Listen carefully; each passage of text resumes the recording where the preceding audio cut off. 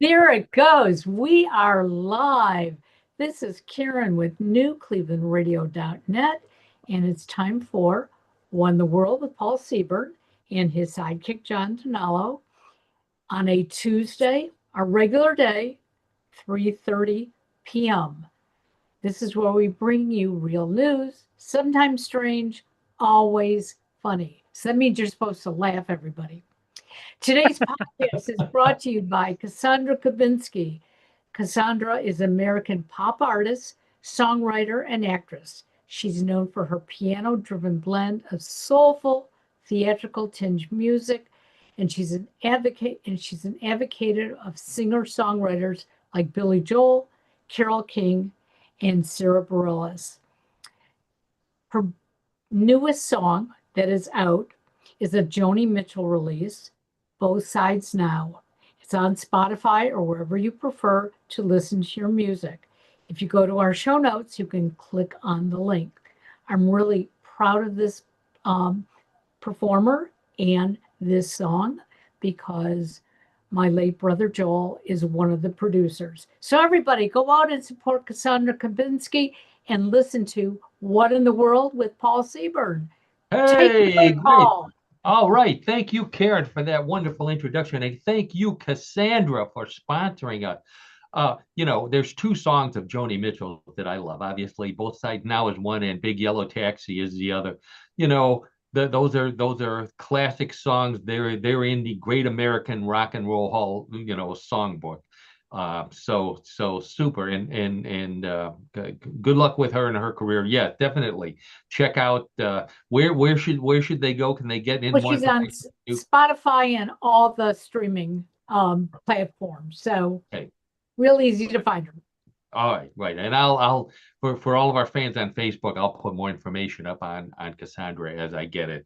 But anyways, welcome to What in the World, everybody's favorite weird news podcast. Real news, sometimes strange, always funny. That's our motto, and we hope we live up to it every week. We try to come to you weekly on Tuesdays at 3:30. For those of you who listen live, thank you so much for doing that. I was just mentioning, just an hour ago, I had a visit from two friends of the show, Cindy and Rich, old friends of mine as well, who used to listen to it live, and now they do the download thing. So thank you for doing both. However you like to listen to the show. Uh, we've got some great stories here this week. The I lost my path here. Let's introduce the voices in your head for this week. From the left ear is Karen Hale, our producer, media mogul at newclevelandradio.net and co-host. Karen has some great podcasts at newclevelandradio.net, so please check them out after you check out uh, What in the World. Also, all the information on Cassandra as well. And yes, I can coaching with Karen. Karen's great coaching service. But be friend Karen on Facebook as well. You get all kind of cool stuff around Substack. Get all kind of cool stuff, cool motivational things and helpful information. Not as funny as What in the World. That's where she lets her hair down and is hilarious. The rest of the time she's got good serious stuff. So take advantage of that. The voice in your right ear is my old buddy John Dinalo, host of What in the World of Sport, our co-host and color commentator. He is what the rest of us are up in Northeast Ohio, where it's a beautiful fall day. It's cold and crispy, and the leaves are falling. John is somewhere else where the sun is shining, the breezes are warm. Um, but welcome anyways, John. Well, thanks, Paul. Technically, we are in South Central Florida, enjoying the weather. So, thank you for the introduction. There No you go. All right. he's not wearing sports paraphernalia today. Well, I was going to wear my Michigan polo shirt in light of Michigan's victory over Michigan State last week. But then I decided to kind of just go with, a green polo, which is kind of reflective of how things are, very green and very lush here in Florida. So Okay. that's why I decided to don the green polo, and keep your eyes peeled for next week. I'm sure I'll have some type of sports shirt on that you How can about an recognize. OSU shirt? Oh, I don't know, Karen. That would be hard for me to do. It just would be difficult for me to Now, do. wait a minute. Let's leave it at that. Yeah, I hate to point this out, but green is the color of Michigan State, which lost to Michigan. So, Yes, it is. Whoa. Yeah, that's a good point, technically, Paul. That is true. That is true. technically, well, I have my Bigfoot sweatshirt on. It's a Bigfoot sweatshirt season here in Cleveland, Ohio. So, Bigfoot season, get out and look. As the leaves start to fall, you can see through more of the trees, and who knows, you just may spot Bigfoot down in the Cuyahoga Valley National Forest. So, check it out. Let's see. What do we have to talk about this week? We do have some Bigfoot information. I will qualify that as Bigfoot information at the end of the show. So you want to stick around to hear that. Uh, we've got the latest in office apparel. John and I used to work in office, Karen as well. We all worked in businesses where we went to the office and we dressed in business clothing. Boy, has it changed. Where do you see what people are wearing to the office these days? The ones who do go to the office. We'll talk about that. It's homecoming season. Our John and I went to college together. Our alma mater had homecoming last weekend and blew out whoever it is they played 56 to something. So that's I think it was. Yeah, It I don't was, recall, Paul. Yeah. yeah, it was nothing like when we went to school there. Okay, so we've got some on food news. We have yogurt you may not want to stir, and caviar you may not want to spread. So we're going to find out what's wrong with those and why you wouldn't do that. How about this? Why Grey Poupon is gray. And we're going to find out where pigs do more than just fly. So we're going to find out that secret of Grey Poupon. I was really surprised to hear this. Let's see. We got more odd news. We've got world records. I got a couple of good world records this week. Trivia, as always. John, be ready. Okay. John's got a great strange sport for us. So let's get right to it with our first story. So as I mentioned, we're in Northeast Ohio. While I'm talking about this, I'll put our logo up here. We're in Northeast Ohio in Cleveland. I mentioned that to make John feel homesick sometimes, although I don't think he is down in Florida. It looks like it's nice down there. Let's see, what do I have here? Oh, here's my book. What would you say to a naked space alien? Available at Amazon. It's all my collection of some of my favorite funny stories about alien encounters from around the world. So please check it out, Amazon.com. Also, there's a link on my website at paulseaburn.com. Plus more information about me and all kind of good stuff. Okay, so this is a local story here for you. It's about Beyonce, of all people. Now, when I lived in Houston, this would have been a local story because Beyonce got her start in Houston. She was part of Destiny's Child, which was, I remember when they came out, it was her and her two cousins, I believe, relatives, who were, had a girl group. And they did really well, but she decided to go on and she became, Bey, and, she's huge. How huge is she? Last year, she came out with a country album and won a Grammy for it, completely out of her genre. Okay, wait till you hear that. She has gone twice as far out of her genre with her next new album. It is called Polka Carter. That instead of Cowboy Carter, which was her country music, she has come out with Polka Carter. She's trying to get into the Rock and Roll Hall of Fame, which she's destined to be in the Rock and Roll Hall of Fame. But if she comes out with this polka album, she is also destined to be in the Polka Hall of Fame, both of which are in Cleveland, Ohio. So how about that? Yeah. She's so for those of you who are wondering, I have a picture of Beyonce holding an accordion. Does that look artificial intelligence to you? Yeah, I think it is. I mean, yeah. to me, it just looks like strange bedfellows. Just let me leave it at that. The arms don't look like hers at all. The arms look like there's a guy standing behind her. Oh yeah, right. That's a good point, Paul. Yeah, playing the exactly. accordion. Plus, there's no straps. Now, I know that having played the accordion, it's a big, heavy instrument, and you do have to have straps to hold it up. Now, Beyonce is, let's say, well endowed, but I don't think that her endowment is keeping that accordion afloat. Anyways, it's from the Weekly World News, so one of my favorite news sources. The obviously a spoof, a satire, a funny to open the show with. But I thought polka, polka Hall of Fame in Cleveland, Rock and Roll Hall of Fame in Cleveland. She would be the first to be in both of them if she were able to pull that off. Absolutely. Yeah, how about that? So just when I was starting to think that it might be cool to go back to working in office, I liked working in an office. John, did you like working in an office? Yeah, I did, as a matter of fact, Paul. I mean, I got used to it. I did it for many years, and Yeah. I became comfortable, right? I mean, you get into the routine, and yeah, exactly. Sure. It was always easy to figure out. We were guys. You wore a suit. You wore either a white shirt or a blue shirt, and you wore a tie that went with the shirt or the suit. I mean, not very many. That's exactly right, Paul. That's exactly right. Black socks, shoes, and you're done. Well, wait till you hear what's going on now.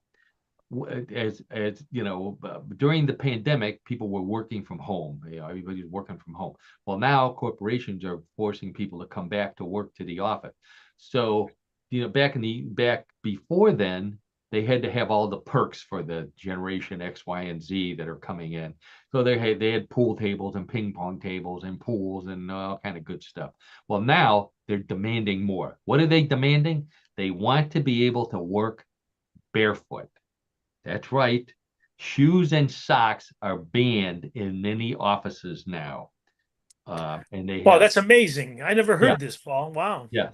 Foot free, they call them foot free floors. So they'll take an entire floor, they will ban shoes and socks, and everybody on the floor is barefoot. This is supposed to, get ready, this is from HR. It's supposed to improve focus, comfort, and staff morale. I don't know. My feet would be cold. Exactly, Karen. Yeah. No, we're in Northeast Ohio. Maybe in Florida you could do this, but Northeast Ohio, I don't think that this is such a wise idea. I don't see any floorboards down there that have hot air blowing. We've gone from Casual Friday to Calluses Friday. Good, very good line there, Paul. Very good line. Calluses all day, every day. If you want to find one of these offices, what you do is you follow the Uber drivers that are delivering Dr. Scholl's boxes. But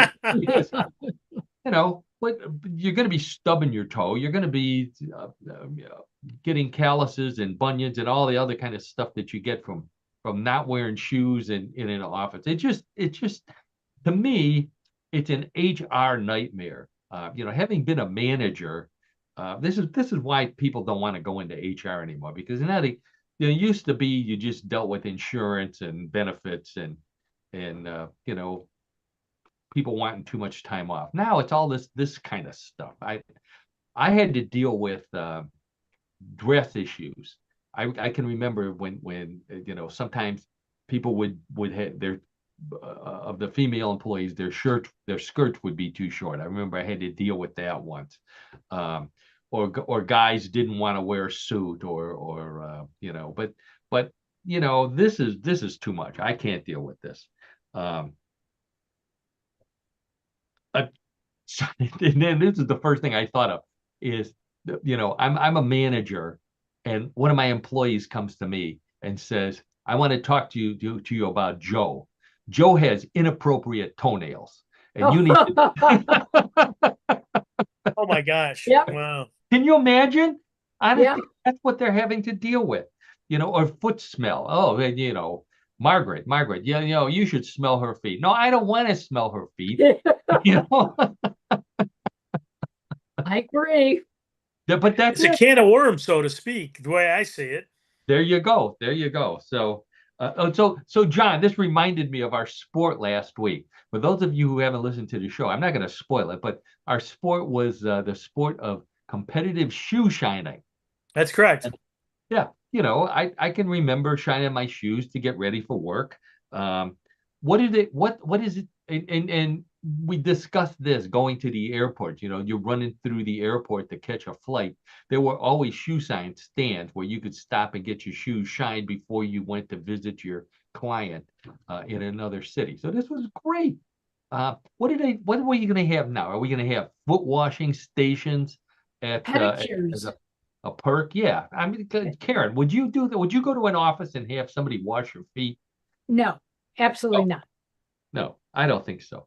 How about a massage? Foot massage, maybe? Oh, well, no, I don't like foot massages. No. Oh, not a foot massage. Oh, other kind of massage. Oh, yeah. I'm sorry. I don't want to be a manager in that office either. Okay, it's homecoming season, as I mentioned before. My high school had homecoming, I think, 2 weeks ago. Oh, by the way, John, my high school and your high school played the last game of the season, I believe, last weekend, and or maybe it was 2 weekends ago, and your school won by a sizable margin. I don't know. Oh, really? Okay. Yeah, I don't know if you don't get the scores down there in Florida. No, I get the plain dealer, but I just didn't have a chance to look them up. And I know when I'm home, I'm always looking up the scores. But yeah, sure. Well, this story comes from New Jersey. Wall Township High School in New Jersey canceled their homecoming dance this year because they had low ticket sales. Why did they have low ticket sales? They had minimal student interest. Why did they have minimal student interest? Because social scientists who study these kinds of things say this students don't dance anymore. This is a sign of the end of the sock hop. And, oh boy. All of us, the three of us and many of our listeners remember the sock hop. That's what we used to call dances. And they were called sock hops because they were in the gym, and the basketball coach said, you can't go on the gym floor where I play basketball in those shoes. So we wore socks, or I guess, yeah. So anyways, so kids do not dance anymore. They're not interested in dancing whatsoever. However, they are interested. They will download an app to watch other people dance, but they won't dance themselves. A sign of the times, obviously. I don't understand that one, John. Not at all. No, I don't either. I mean, it's a sign of the times, unfortunately. Yeah. Right? So here's another photo of a sock hop here. This might be a little closer to our generation, but not that much. I posted this on Facebook, and a number of friends of mine were saying that they remembered this. What the previous photo was people dancing the twist. I don't know what they're dancing here. This is more my kind of dance where you just stood there. That's right. That's you could at least fake it, right? I mean, yeah. But if they don't have homecoming, what are these limo companies going to do? They're renting these limos for homecoming dances. I heard one limo company has gotten rid of all their big stretch limos, and they're down to a Harley with a sidecar. And that's it. Sounds about right. Yep. Yeah. It's so bad. It's so bad.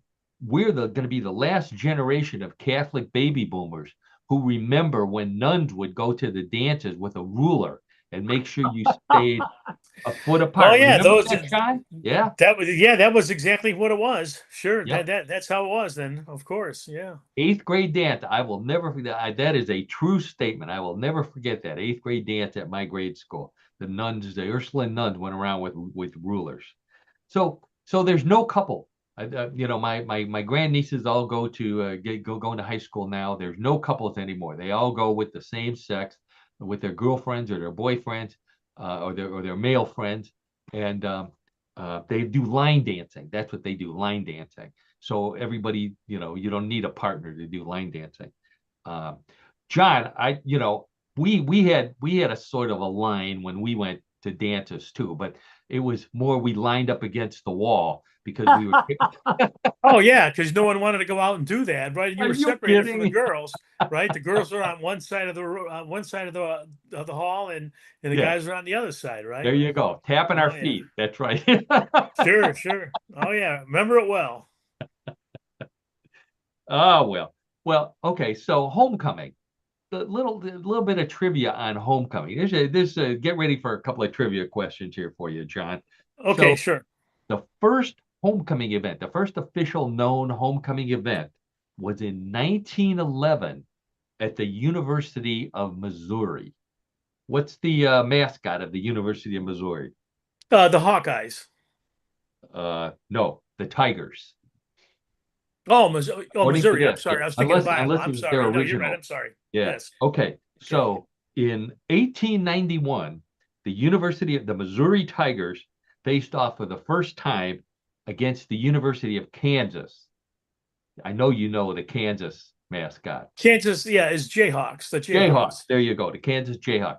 So 1891, they played football. This was the oldest rivalry west of the Mississippi, the oldest college rivalry.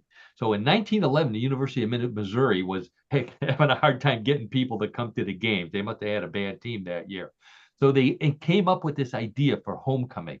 They invited former football players from past years back to the school, and they had an alumni football game. That's the first time they ever had anybody ever thought to have an alumni football game. They what was I going to say? Oh, they drew over 9,000 people for the game. So this was before the massive stadiums of today. So they were thrilled. So they decided every year to have this homecoming. So 1911 was the first homecoming dance. Also, they had a parade, they had a pep rally, and this was the first homecoming bonfire. So first homecoming bonfire, and first homecoming mums. Karen, did you ever get one of those, a homecoming mum? Was that a big thing when you were going to school? I never went to homecoming when I was in high school. Oh no, I'm sorry to bring that up. Okay. I know. We'll I'm edit that out. crying. We'll edit that part out. So the bonfire, and this part we need to bring back. The bonfire originally was to burn an effigy of the mascot of the opposing team. I like that. I like that. I think what we're also worried about people bringing guns and having fights and all this stuff that the game. I think each team ought to be able to burn the other team's mascot and effigy and get it out of their system, and then go watch the game. Yeah, sure. Yeah, kind of sounds like good, clean fun in a way, right? Good, clean fun, John. That's it's setting things on fire. Good, clean fun. The better yet, this is my idea. I think that all mascots should be either some sort of cattle or pigs or birds. And then instead of killing a wooden mascot, you you burn steaks or chops or chickens in effigy and have a tailgate party together. I think that would foster brotherhood and sisterhood among the schools. Sure Wow. would. What do you That think? That means we have that to would be get rid of, different. I that thought means too we much have to get about rid this. of I know. Brutus? What's that? Does that mean we have to get rid of Brutus? Brutus is OSU. I don't know. Are Buckeyes edible? I don't think so. I think they're poisonous, I think. I'm Are not they sure. really? Oh, I didn't don't know think- that. I'm not sure that Wolverines taste that good either. Or Well, no, it's a wild animal when you think not about a it. with yeah, not a with It's wild thinking about game. it. I mean, Yeah, right. yeah. Maybe not. Okay, we'll stick with burning the mascot in effigy. Okay. So I used to think this was a sign of my age, but now I find out that everybody has this problem, even kids. And the problem is this: when you're watching TV and you're watching a program and they go to commercial, when if you're still watching shows with commercials, the commercial is so loud that it blasts you out of your seat, and you have to reach for the remote and turn the volume down. and then turn it back up again when the show comes back on. Has that ever happened to you? Oh, happens to us all the time. Yeah. Yeah, I mean it's intentional by the broadcasters that they increase the volume. I mean it's noticeable every day. Yeah. Yes. Yeah. So you would think that they would do something about it. And allegedly in 2010, the FCC ruled that broadcast TV and cable TV were no longer allowed to do that. But obviously, they're still doing it. So the governor of California, and I don't care what your politics are, the governor of California has taken the bull by the horn, so to speak, and he has said that all streaming services in California must now have the same volume for television programs and commercial, so that no longer in any program streamed out of California can you blast people out again. So, I think it's a great idea. great idea, John, unless you own stock in a company that makes mute buttons on remote control. Well, that's the other side of the coin, right? Yeah, yeah. Yeah, 2010, the FCC allegedly did something about it, but obviously they didn't. So California is trying to solve the problem for the rest of us. The first thing I thought of is, in Cleveland, this would be great because although I still like to be able to turn the sound down, I think the networks should turn the sound down whenever the Browns have the ball. Well, so you could just watch the game instead of hearing it and seeing. In fact, John, you're jumping ahead of me here. In fact, I think they should kill the video too. Well, the way they're playing recently, you got a point, Paul. Give us the score. That's right. Okay. Right. So when I heard this story, I think I had a photo to go along with it. Oh yeah, here's a guy who's listening to a commercial right here.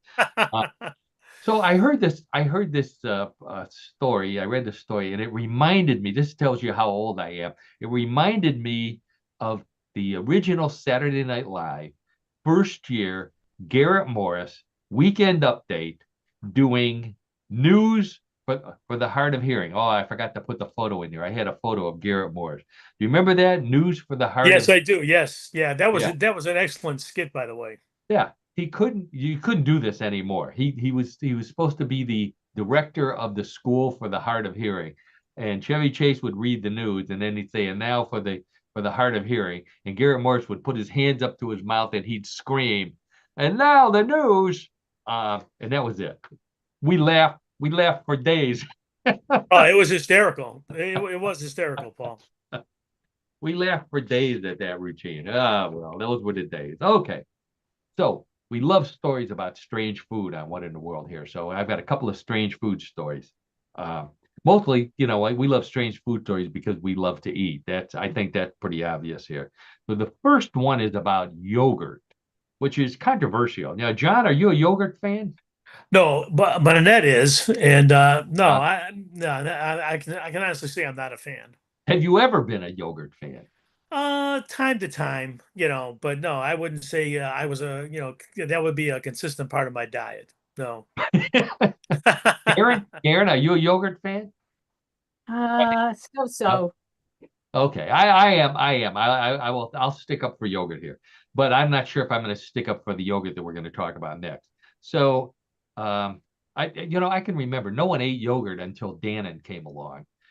And this was right about the time we were just getting out of college, or maybe in college, and they had the fruit on the bottom. That was the big thing, the fruit on the bottom. By the way, I don't know if you remember this, John, but Fruit on the Bottom was also the name of the first female tattoo parlor in Cleveland. Fruit on the Bottom. Wait a minute. Are you sure of that, Paul? No, but it's a good idea, isn't it? It sounded good. Yeah, it sounded good. Fruit on the Bottom. So one of my first jobs, I was a programmer at Cleveland State University, and they had a snack bar. We used to go there for lunch, which was yogurt, because we were young and stupid. And I can remember when they ran out of strawberry. They would run out of strawberry, whatever the fruit on the bottom was that day.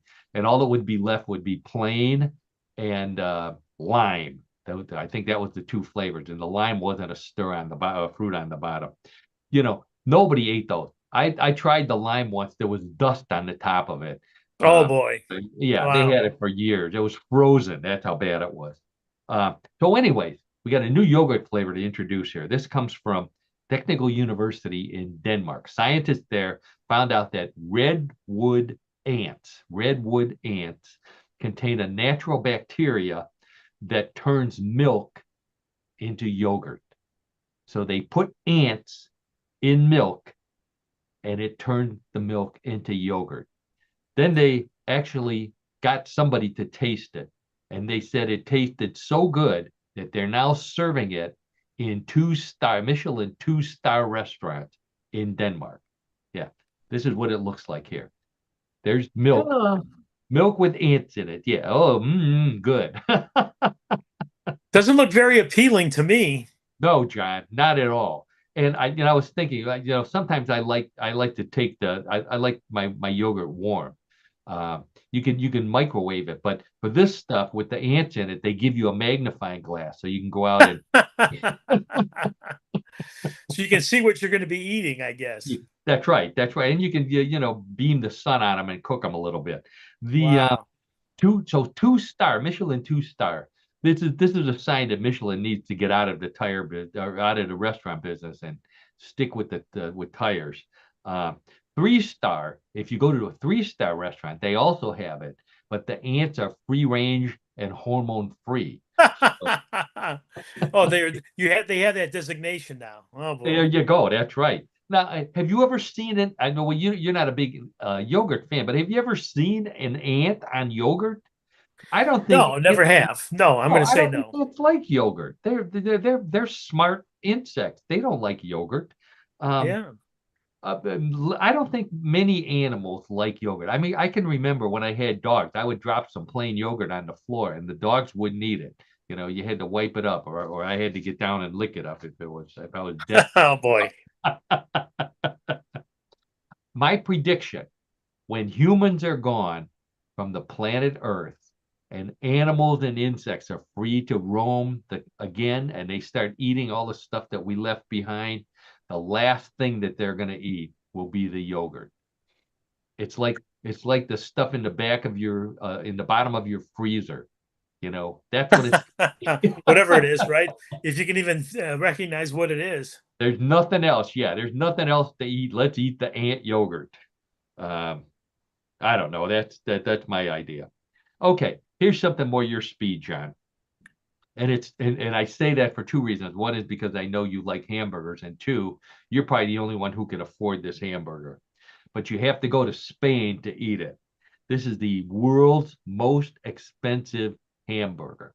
So expensive and so secretive and so exclusive, I don't even have a photo of it. They won't release a photo of it. So all I have is a photo of the restaurant.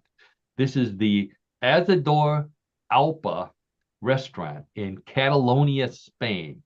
They serve the world's most expensive and exclusive hamburger.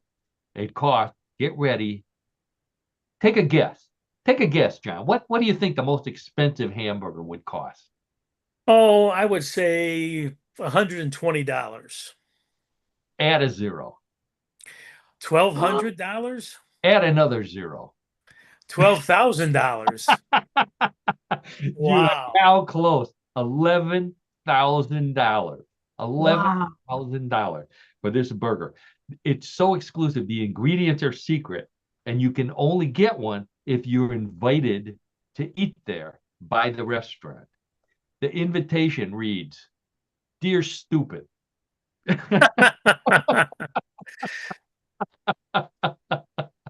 I'm sure it doesn't read that. But the chefs at this Asador Alpa claim it took 8 years of research and experimentation to develop the $11,000 burger. I think 4 years were spent just arguing over whether they should serve it with fries or not. I mean, wow. What do you serve with it? So the owners claim it has no gimmicky or meaningless ingredients like edible gold. A lot of we've talked about food that had edible gold that bumps the price up. It's straight. it's three different kinds of really expensive beef. I think is one about the only thing that they would believe. But you know how they are. You know they're not going to say anything. All they need to sell is one, and they make the rent for like the rest of the year. So what do they care? Wow. Yeah, So, really. yeah. So you have to. I went to the website. You can't see anything. You have to apply just to use the website, and they put you in the bucket, in the barrel of people that they select to come to eat to this eat the burger. So no one knows what the requirements are. So they don't know. There's no record of how they choose who gets to eat the $11,000 burger, other than you better have $11,000. Do they accept credit, or do you have to pay in cash? I don't know, John. Yeah, that's right. No, you got to show your bit card. Your bank of bit card. Don't leave home without it. Sure. Wow. So yeah, the most exclusive. So it's served with the three best meats in the world, the most exclusive cheese in Europe, and a special sauce prepared with a luxury spirit. That's from the little bit that we have. Uh, what's the luxury spirit? I don't know. I think it's Grey Poupon with extra Poupon. Great Poupon circles back in. That's it. Yeah. Speaking of Grey Poupon, okay. So I mentioned at the beginning we're going to talk about Grey Poupon. Do you know where Grey Poupon got its name from? No, I do not. Think about it. What color is Grey Poupon? Is it gray? No, it's not gray. To me, it's like a dark brown.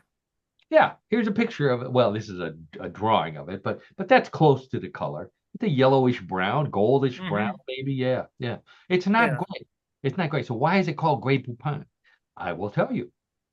In 1860, a man by the name of Maurice Gray he was a mustard maker based in, get ready for this, Dijon, France. Okay. So he's a mustard maker in Dijon, France, making Dijon mustard.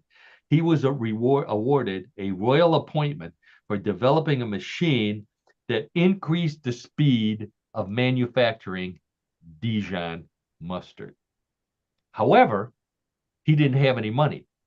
So he teamed up with, get ready, fellow Dijon mustard maker, Auguste Poupon. So it's the two guys' names, Gray and Really? Poupon. Okay. All right.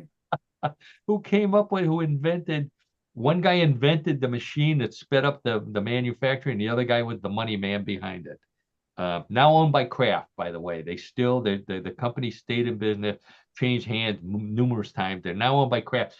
And guess where Grey Poupon in the United States is made? The version that we buy. I can't hazard a guess, Paul. Pennsylvania. Michigan. How Ah, about Michigan. that? Whoa. Holland, Michigan. Yeah, I don't know where Holland is. But anyways, Holland, Michigan. Okay, another food here. A plant-based food alternative company has come out with, get ready for this, another expensive food, vegan caviar. The taste testers say looks, feels, and tastes like real caviar. And by taste testers, we mean people who have never seen or tasted real caviar. Because I can't imagine this stuff. Here's what's in it. It's made from seaweed. How do they have little tiny knives that they must cut the seaweed and then roll it into the little balls, I guess. Cayenne pepper, black pepper, turmeric, laurel, leeks, dill, and tarragon. These are all the things that a real sturgeon would never eat before laying eggs. So I don't know how does this taste like real caviar? I don't know. I wouldn't eat this. I said I wouldn't eat this if I was on death row, my last meal on death row, which is a long way to go for a row joke. Oh, Yeah, that was I know, bad. Karen. Yeah, I know, pretty bad. Okay. So my friend Gail, friend of the show Gail down in Tennessee, she said it sounded good to her, vegan, because she lives on a mountain in Tennessee.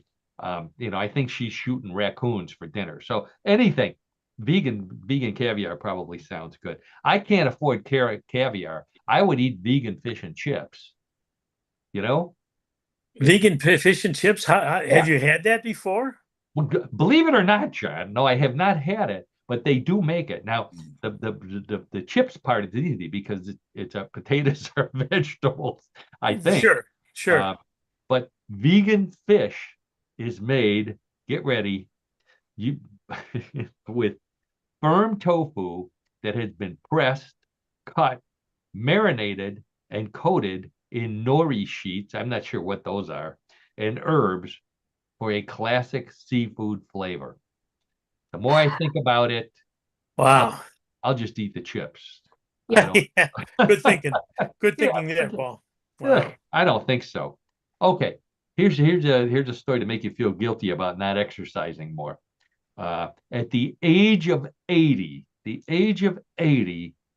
young lady here, American Natalie Grabo, finished the 2025 Ironman World Championship Triathlon in Hawaii. That is a 2.4-mile swim, 112-mile cycling, and a full 26.2-mile running marathon in 16 hours, 45 minutes, 26 seconds, under the 17-hour cutoff. Fastest time ever for a woman above the age of 80. Wow. Oh, I hope when I'm 80, I can finish ironing my pants. yeah. That's about, yeah, sure. I agree. Yeah, I agree with you too, Paul. Wow. Yeah, that's as Iron Man as I'm going to get when I'm 80. Wow. Yeah, yeah. She still had enough strength at the finish line that there was a guy in a field wearing a hoodie and he had a sickle on. He's cutting hay. She gave him the finger, because he looked like Oh, the Grim Reaper. oh boy. When her grandparents ask her what she wants for her birthday, she says, "Get out of my way." Oh boy. John, she did not start running competitively until she was 60 years old. No, 40 That's years. amazing. That's an amazing story all the way around. Yeah, Wow. 40 years old when she started running, 59 when she started swimming. So she's never been Wow. Yeah, isn't that wild? Um, she's done 16 of the full Ironman races in Hawaii. 16 of it. Wow. Finished 11 of them. 11 of most guys, young guys, pray and train for years and years and years to be able to finish one. She's finished 11 out of the 16 she's been. Wow. Yeah. Amazing. Yeah. Yeah. I had, I used to marathon. I had friends who wanted me to get into triathlons. I like biking, but to me, swimming is basically not drowning. Think of the energy that's required, and the effort has to be made here by this lady. It's unbelievable. Most people in the swimming portion, they do the Australian crawl. I did the American flail. I just basically, my arms and legs go all over. I don't do too well on the swimming. All right. So this was a very popular story on Facebook this week. A bear walked into a grocery store in Oro Valley, Arizona, and ran around inside for a few minutes before he ran back out the front door empty-pawed. Didn't have anything. You know why? Because the store was out of honey, gummies, and picnic baskets. What else? That's what he's probably in search of. That covers everything that a bear needs, right? No one was injured, they said, but one guy who was stacking cans, they had to pull him out from underneath it and give him resuscitation. But 4 more visits, by the way, and the bear qualifies for a free package of Charmin. So I hope hard. Yeah. Well, there you go. So people were afraid. People were afraid that there was a bear in the store. I said, you people, times have changed. I used to go to a toy store and shop on Black Friday. That to me was the most dangerous store in the world. Right? Right? Sure. Scary. it's like being with gorillas, alligators, land sharks all over the place. Crazy people. Okay. One more animal story, and then I got John's Bigfoot story. Norbert the pig from I love that name. What a great name.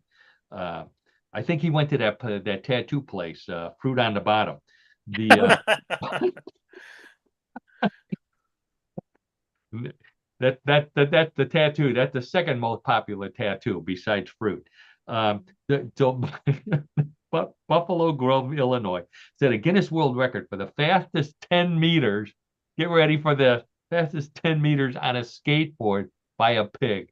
Who knew that there was a category for that world record? Oh, I did not know that at all. Wow. How about it? Here's a picture of Norbert.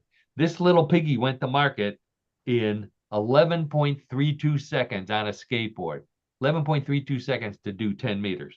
That's pretty fast. Wow. Pretty fast, yeah. So he knows how to power himself, huh? You better believe it. Yeah, look at those little feet of his. Among his fellow pigs, his new nickname is "You Swine Bolt." You swine. Oh. There we go. I had to go a long way for that one too. So Norbert's reward for breaking the record was peanut butter covered bananas, which means he's also the fastest pig to do an Elvis impersonation. Oh boy! Right? Okay. In Cleveland, I don't know if you knew this, but the term "pig on a skateboard" is shorthand for getting a DoorDash delivery from the sausage shop. Oh, I didn't know that either. Pig on a skateboard. That's right. Yeah, John. Remember that when you come back and you're hankering for some smoked sausage, order pig on a skateboard. Okay. How about that? Okay. All right. So I promised John I have one Bigfoot story here. It's not a Bigfoot sighting yet, but if you take this to visit your friend and mine, more your friend than mine, Don, your barber, he will make you look like Bigfoot. What I have here is a Sasquatch haircut guide. And this is a real thing from the Oregon Institute of Cryptid Cosmology. I've never seen that haircut guide before. Well, for those of you who these are haircuts for Bigfoot. So right, sure. Wow. Yeah, the top knot, the mullet, of course, the Jerry curl, kind of interesting right there. The flat top with fenders, that's an interesting one. That would be good on you, John. The businessman, that's a very classy look there. The flat top, the regular flat top, and then of course the pompadour. I like the pompadour. I think that's a hot little haircut for a Bigfoot. And the bowl cut, of course. I think most Bigfoot are just by default go with the bowl cut looks like more of a old-time football helmet. That's what it looks like to me. Yeah, are you saying that Bigfoot looks like Lou Groza? I think. Oh no, not at all. Oh. No, not at all. Not at all. Not interested. There you go. For you kids out there, Google Lou Groza, and that will entrance you for a while, and then you'll know what Bigfoot looks like with a helmet on. All right, so there we go. I think that's it for me. I'm going to turn the show over to our sports guy. What in the world of sports with John Denalo? So regular listeners know that John and I have known each other since college. We're fraternity brothers. John knows more about sports than anybody I know. So when he became part of the show, I said, John, your job is to find a sport that fits the category, fits the requirement. Real sport, sometimes strange, always funny. And regular listeners know every week John comes up with yet another strange sport. This week is no exception. John, tell us what sport you found for us. Yeah, I will, Paul. Thanks for the big introduction. So our sport this week is very unusual. This sport is ham tossing. Ham tossing. Let me explain. Every August, there is a contest in eastern Spain which involves the tossing of a leg of ham. Now, footage from this year's event shows entrants hurling a large ham into a marked off area to see how far they can toss it. There's a photo there. This tradition has been going on for decades and now is a major tourist attraction for the village. The village of Carrascosa de la Sierra is usually home to just 70 residents, but the population there swells to over 400 people each summer as these people are eager to see the festivities. Oh, big crowds. Now, known as the Campeonato de Lanzamiento de Peril, or Ham Throwing Championship, that's the Spanish uh, equivalent of it, if you will. Players throw the ham as far as they can, much like in the Olympic sport of hammer throwing. Now, this bizarre sport began as a joke among friends at a local bar back in 1997, Of course. but it is still going strong decades later. Now, to stop the ham from going to waste, it is wrapped in tape and bubble wrap before being launched, and the players say that if it does have any impact on the street, that will make the ham more tender. Of course. Wow. Now, whoever throws the meat the farthest gets the ham as a trophy, but then the winner shares the ham with the locals and all the visitors alike so that everyone can get a bit of ham. Now, there are also categories for women who specifically throw shoulder hams, children who launch mild peppery Spanish sausages, and even toddlers who toss small meat sausages. So everyone can participate in this sport. Wow. Now, this year's men's champion was Sergio Garcia, not to be confused with the famous professional golfer. Garcia's throw this year reached 20.55 meters or 67 feet. Wow. So he threw a leg of lamb 67 feet in the air. Leg of ham. Leg of ham. Leg of ham, I'm sorry, yes. Now, usually less known than Spain's famous La Tomatina festival, this year the ham throw went viral thanks to a lady named Talia Benedicto, who has roots in the village, and then shared a montage of the event on TikTok. Now, Benedicto has told the media that the village residents are really excited because the contestants have put the tiny village of Carrascosa on the map. In closing, ham tossing sounds like a fun time, but it could be very dangerous if you use a canned ham. A better idea might be ham bowling. At least you get your meat back on the ham return in that sport. Ham bowling. I like that. Ham throwing, ham tossing, it's called. Ham tossing. Is that, do I have that correct? Yeah, it's ham tossing. It's the tossing. name of the sport is ham tossing. Yes. Yes. It looked interesting until I saw an unwrapped ham.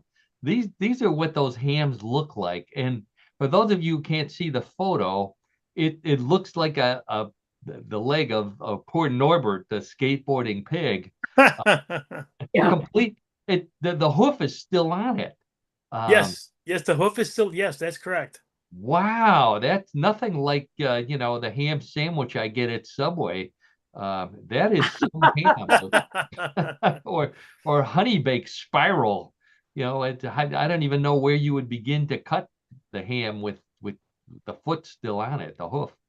But you have to have some strength. I mean, you think this Garcia fellow, he threw the ham 67 feet. Yeah. That's amazing. Yeah, it's a very, very long distance. How big? Those look like they're 30 or 40 pounds easily, I would think. Yeah, I would say so, yes. That's a massive piece of meat. And probably tasty. And tenderized after all that tossing. Have you ever had ham like that, John? No, I'm going to honestly say no.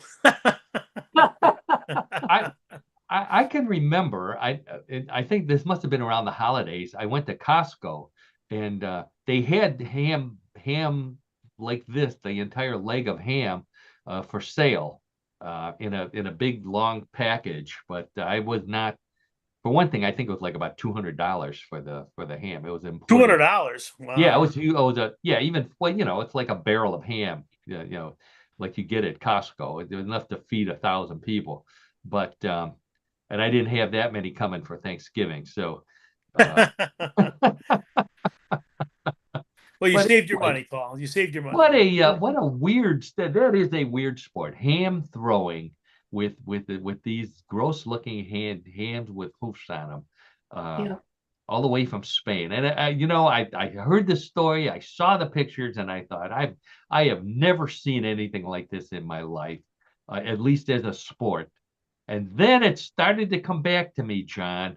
I can remember one time when we were back in college, we were challenged by another fraternity to a game of ham throwing. Do you remember that? No, I really don't. Sometimes when you bring these experiences up, Paul, I do recall them, but I can't recall this one. So you have to Don't help. remember. You have Don't to help remember remind me. You tossed a lot of things, but not ham. So I had to dig through the old Carroll News to find a little news item on it and some photos. So turns out there was there was a big fraternity challenge to ham throwing. So John and I were the younger guys. The older fraternity brothers said, "Okay, you two guys figure out how we're going to win this." So John and I first we had to find a ham because everybody had to bring their own ham. But I don't know what the problem was, John. We couldn't find a ham. Somehow in University Heights, Ohio, we managed to find a live pig. Oh my gosh. So we were just Wow. going to throw that. Yeah. So we gave it to the other fraternity. Well, thank God they didn't know how to throw pigs. Fortunately, John, I don't know if you grew up, I don't think you grew up on a farm, but you must have spent some time because you knew exactly how to grab that pig so that we could toss it. And we ended up winning the competition. And you probably don't, if you don't remember the competition, you don't remember our prize. We got a 6-pack of Naked Pig beer. There's the Oh, I tried to block that out of my memory, Paul, but now it's back to me. So okay, I do Naked recall. Pig beer. That's the best part of it right there. Pale ale from the brewery, the Back 40. I don't know if that's referring to the pig's back or the I have no idea and I don't want to know. The less they know, the better. There you go. Okay. All right. Well, thanks again for that great sport, John. All right, Paul. We'll take the Sure. Naked Pig beer down there. That's and then that means it's time for Bluff the co-host, everybody's favorite weird news game. I've got 3 stories for Bluff the co-host, similar to the stories that we've been talking about all afternoon. One big difference: all those stories were real. These stories may be real, may be a bluff. It's up to Karen, John, and those of you playing at home to decide real or bluff. Wagering is allowed, so place your bets. John and Karen, hands on the buzzer. Let's get right to story number 1. A popular new restaurant in Tokyo has lines out the door because of its new twist on the dinner theater. Customers there eat an exquisite multi-course Japanese feast at tables surrounding a ring where sumo wrestlers do battle during dinner.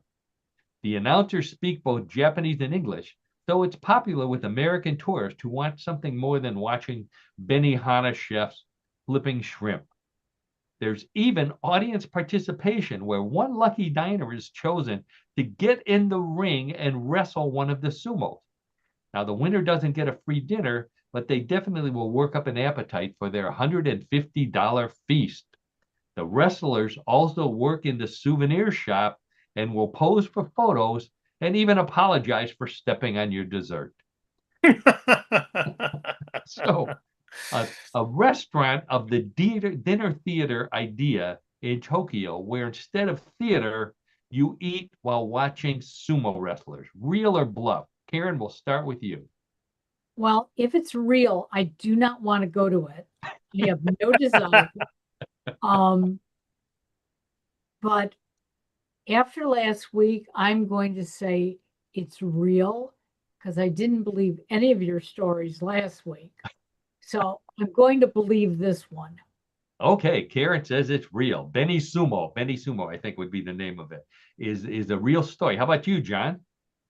I'm torn on this one, Paul and Karen and audience, because I can see a twist on the dinner theater, obviously, and having wrestlers instead of having actors. The thing that throws me off, though, is a contestant, I mean, a diner could end up wrestling with one of the sumo wrestlers. So I'm going to say, with that thought in mind, I'm going to say it's not real. I'm going to say it's a Okay. bluff. John says sumo wrestling dinner theater is a bluff. Karen says it's real. Let's check with the judges. And the judges say for $150, you can see it. Sumo wrestling while you eat dinner in Tokyo, Japan. How about that? Yeah. Congratulations. All right, Karen. Very good. Wow. Yeah, I agree. I don't think I'd want to watch that. I certainly wouldn't want one thrown out of the ring and landing butt down on my Yeah. whatever it is I'm eating at the restaurant. Okay, enough of that. The score is 1-0. Let's get right to story number 2. Reindeer herding in Lapland dates back centuries to a time when herders spent months walking alone with their animals on the tundra. But today's herders have motorhomes filled with modern conveniences. One group, however, is trying to go back to the old ways by resurrecting the ancient practice of doing laundry by hand in ice-covered rivers and then drying their clothes by tying them to the antlers of reindeer and letting them run around. Sounds crazy, but the herders say it works, and their clothes are soft and fresh smelling without detergent or softeners. The reindeer don't seem to mind and are trained to come back in about an hour for a treat, more if it's heavy clothes or towels. Check out these reindeer clothes dryers the next time you visit Lapland. Okay, so reindeer herders in Lapland are bringing back the ancient practice of washing your clothes in the river and tying them to antlers and letting the reindeer dry the clothes for them. Real or bluff? John, we'll start with you. Well, I'll tell you what, this sounds so bizarre that I'm going to have to say it's real because it's so bizarre. I mean, I don't understand how these herders would do this, but anything's possible, I guess. So I'm going to say it's a real story. Okay, John says reindeer clothes dryers are real. Karen, how about you? I think it's a bluff because I see deer running around in my backyard, and I just can't imagine hanging your clothes on their antlers, um, and them not coming back dirty and disgusting. So Good I'm going to point. say it's a bluff. The bluff. Okay, Karen says reindeer dryers are a bluff. John says they're real. Let's check with the judges, and the judges say, congratulations go to Karen once again. That is a bluff. I thought it was a good idea, but no. Well, and I thought it was real too. So Yeah, I would have that makes tried. 2 of us, Paul. Okay. Congratulations, Karen. Very good. Ooh. Yeah, well, John, yeah, the sun must be getting to John while he's down in Florida because Karen is ahead 2-0 this week. However, regular listeners know points are doubled in round number 3, so John could come back. Let's see if he does. Story number 3. Japanese people admit that they are shorter on the average than people in most other countries, including Americans. But nowhere is it more obvious than at an amusement park in southern Japan, which opened a new ride called It's a Large World After All. Yes, it's a parody of the famous Disney ride, so there's nothing the keepers of the mouse hats can do about it, about the giant singing dolls, large robotic musicians, and enormous dancing mannequins singing, playing, and swaying to that same annoying song with one key word changed. Amusement park officials say they get no complaints about the ride from American tourists. In fact, they are usually the first ones in line for the popular ride. However, don't expect to see this ride at any American parks because Mickey is known to be rough on his competitors, no matter how big they are. Okay. So an amusement park in Japan with a ride called It's a Large World After All. Real or bluff? Karen, we'll go back to you to start. I think this is a great story, but I do not believe it's real. And you can't ruin a small world that is just iconic. Okay, it's iconic. All right, so Karen says no, it's a bluff. John, how about you? Yeah, I agree with Karen on this one. I just think it's a bluff. I don't think that it's I mean, it's anything's possible, I guess, but I don't think this one is real. I don't think this one is real. Okay, all right. Both of you said that like Chuck E. Cheese almost, but anyway. So both Karen and John say that it's a large world after all is a bluff. Let's check with the judges, and the judges say, congratulations to both of you. That is a bluff. All right. Congratulations to Karen for winning, getting all three right this week. Karen, congratulations. All three right, like Paul says. Yeah. Yeah, back to flashcards. Yeah. We're back to the flashcards. Back to the flashcards. Yeah. No watching TV this week. No chasing geckos or anything like that. That's right, Paul. That's right. Well, I think that means that we have reached the end of another episode of What in the World. I want to thank Karen Hale, our producer, co-host, and media mogul at newclevelandradio.net. Karen, thank you for everything you do for us, for all of our all the great podcasts that you have at newclevelandradio.net. Please, everybody, check them out. Go to the website, find out how to download everybody. We're on Spotify and all the other great platforms. Also on YouTube. So we talk about the photos. Please check us out on YouTube, where you can see the photos. You can also go to my Facebook page, where I test out many of the stories during the week, so you get a little advanced taste of what we might be talking about. And also thank you to Cassandra as well for sponsoring our show. So we'll have more information on Cassandra's songs as the weeks progress. So check out Facebook, check out newclevelandradio.net for that. Also, I want to thank my old buddy John Dinalo, co-host, host of What in the World of Sports with John Dinalo. He puts up with me every week and manages to come back for more. Hopefully, we'll be talking about some good sports news next week, John. That sounds good, Paul. I'm looking forward to that. That sounds great. Great. Yeah, have safe travels.